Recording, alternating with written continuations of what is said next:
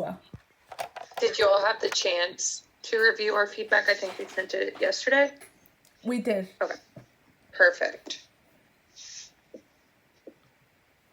Okay. So starting with section 1, overall, you guys did a really nice job identifying the purpose of the training manual and getting that clear understanding of which type of differential reinforcement you were going to use and which kind of teaching was going to take place. So all that was really good. I think one of the only things that we were thinking is you could maybe expand on the ethics code section and add a few more here. Other than that, it was super descriptive. You guys did a really good job. Moving down to the trainer qualifications, we thought it was really great that you guys wanted to have your BCBAs and BCABAs to have 10 years and your secondary trainers to have 5, but we were thinking that that could be a limitation because not all supervisors have that much experience right away. So even though they're training, they might not have been there 10 years yet. So that was our only feedback there. Other than that, it was well laid out and you had really good criteria for your trainer qualifications. We had another piece of feedback related to the type of crisis management program. We were thinking that it could potentially be other things such as like safety care and maybe clarifying that a little bit more. Is it just what you listed or could it be other things as well? Moving forward, you guys did a really good job with just the details of everything. Everything was super descriptive. It was really well organized. It was very clear. Moving to the client population, we were thinking that you could maybe expand on the clients who are nonverbal, or if they're verbal, or just kind of communicating that, how would they communicate, PACS or AAC or anything like that, just expanding there a little bit. And then providing some more examples of challenging behavior when you're in that client population section. Really good job including the families and taking the cultural diversity point here as you go down to settings and developing the interventions and stuff. You guys did a really good job making sure it was really diverse. And then we skip down to the training objectives for the direct care staff. You did a really good job identifying the codes there. They all linked really well to what you described and they all matched up really well there. And then moving to section 2, you guys did a really good job referencing your work here. There was a lot of literature and it was all cited really well throughout. There were a couple more codes in section 2 that we thought could have been added as well. You guys had, the ones that you had worked really well and they all connected and tied back to the points that you made, but we were thinking there could be a few more added there. Your PSI looked awesome. You did a really good breakdown of each of the 5 components. They were all really detailed, had really good examples. They looked really good and were really easily read. And then moving down to the modeling section, this was another area that we thought could be expanded more with the codes. Like I said, the ones you guys used throughout the whole thing were really great and they all worked and matched well, but we were thinking that a few more could be added here. And you guys really expanded well in the limitations to the modeling. When we were reading through that, it was good to know what was going to work and what you thought would be a limitation as well. And let's see. The coaching and the feedback portion of section 2 was put together really well. It was all really well said, laid out really nicely, super descriptive. The literature review was awesome. It covered a lot of good stuff, a lot of good information, and it was cited really well. And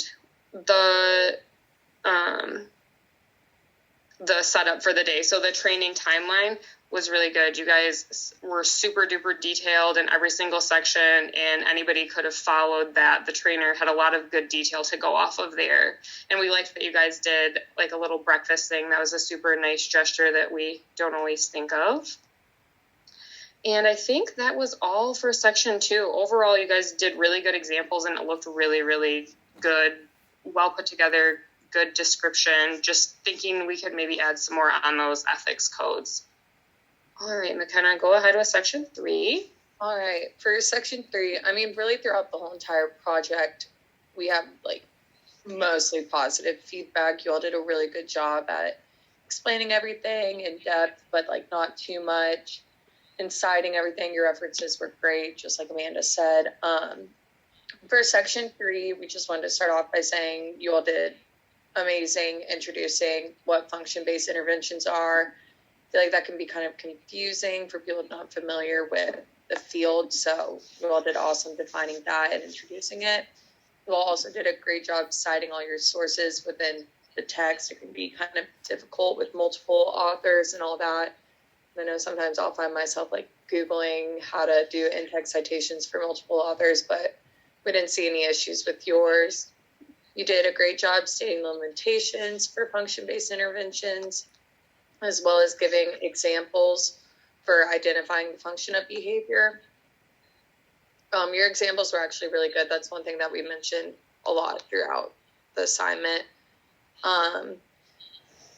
Primarily review your references.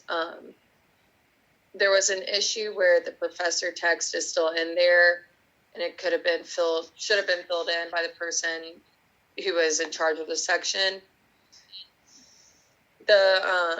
We did think that some sentences were a little overly wordy and could be edited down to make them more simple, but at the same time, like if you all wanted to just make sure you're covering all the topics and explaining it into detail, you did just that. But we felt like you might have been able to keep the detail, but word it a little bit less, if that makes sense. Other than that, for section 3, everything was amazing. There was a part after you all talked about your goal in section 3 where we weren't sure. This is where we think that someone might have needed to fill something in, where we weren't sure if something was supposed to be edited in there because it said provide examples, but make sure the examples are descriptive enough. So that was where we think someone was supposed to actually put something in. You all did a great job clarifying what the DRL purpose is for the trainees. And we also appreciated that you mentioned the population differences and taking them into consideration. Again, your all's examples were amazing. Like that's one thing that you all did an awesome job explaining everything and providing examples to make it easy to understand for someone not in the ABA field. For section 4, let me see. For section 4, there were just a few minor mistakes with capitalization and punctuation, but that's something like you all worry about, obviously. Review vocab sentences to make sure they all make sense and are in their own words. Sorry, I'm like losing my voice.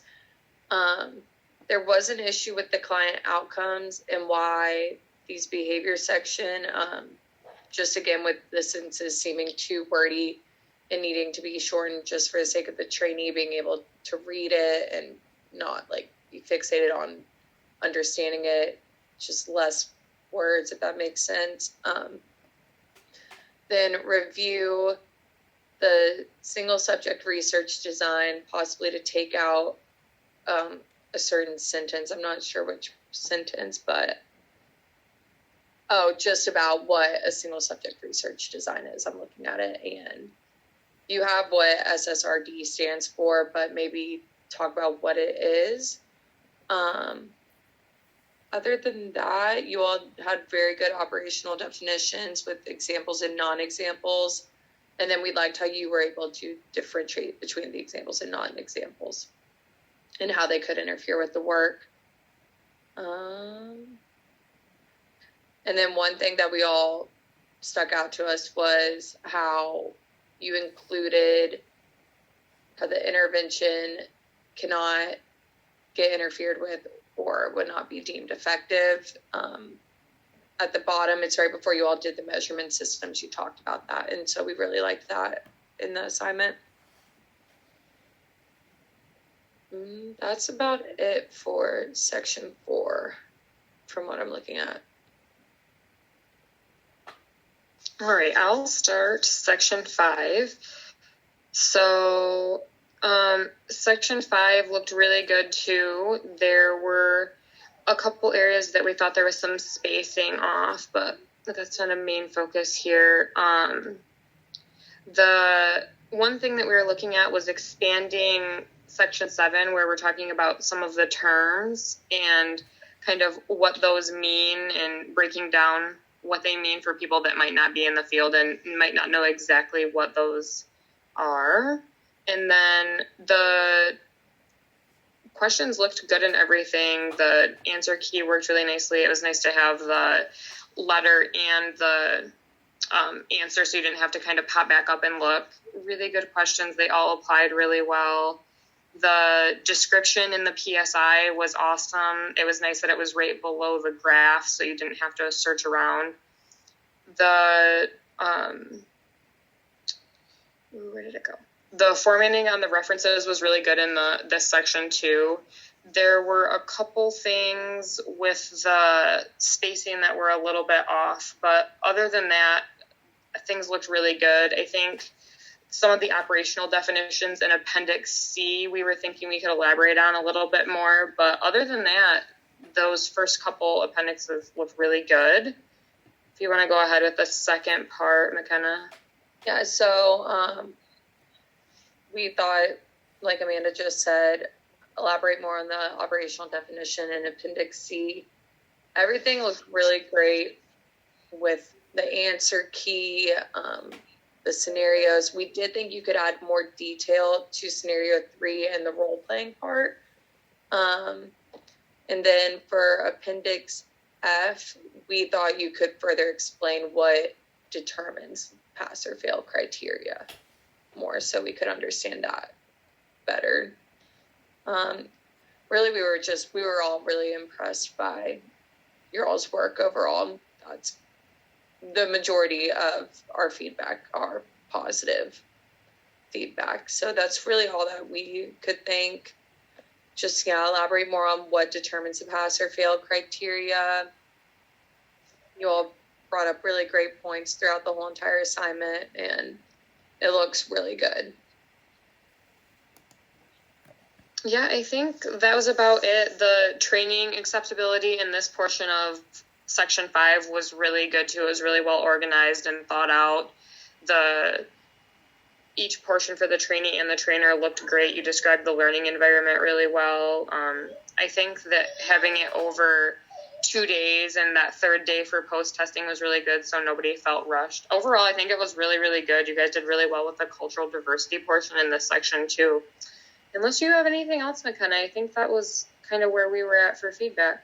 Yeah, I don't think so. Do you all have any questions for us? No questions. Thank you. We appreciate it. And when we reviewed it, it was very specific, and you directed us to where you were referring to, so that was very helpful. So I think some of the things that we didn't catch were be able to review as well. Awesome. Thank you for the feedback.